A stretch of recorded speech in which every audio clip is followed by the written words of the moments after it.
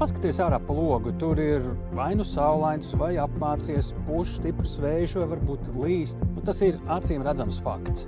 Bet domāt par to tu vari jebko. Un tas jau ir viedoklis. Tātad fakts un viedoklis. Bet žurnālistikā vēl ir arī tāda lieta kā komentārs, proti, ko tie laikapstākļi tev var nozīmēt. To bieži vien krietni labāk var pateikt kāds eksperts. Kāds, kam par to ir vairāk informācijas, zināšanu, pieredzes. Varbūt tev ielgušu sausumu vai lietavu vai salnu dēļ būs dārgāka pārtika.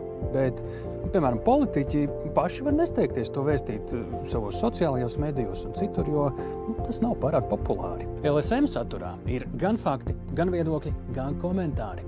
Kamēr, diemžēl, itin bieži sociālmedijos viedokļus padara par faktiem, fakti šķīst emocijās vai viedokļos. Mūsu darbs šeit, sabiedriskajā medijā, ir to atšķirt. Lai tu saņemtu tikai pārbaudītus faktus un secinājumus un spētu pieņemt savu lēmumu. Uzticams saturs. Latvijas sabiedriskais medijs.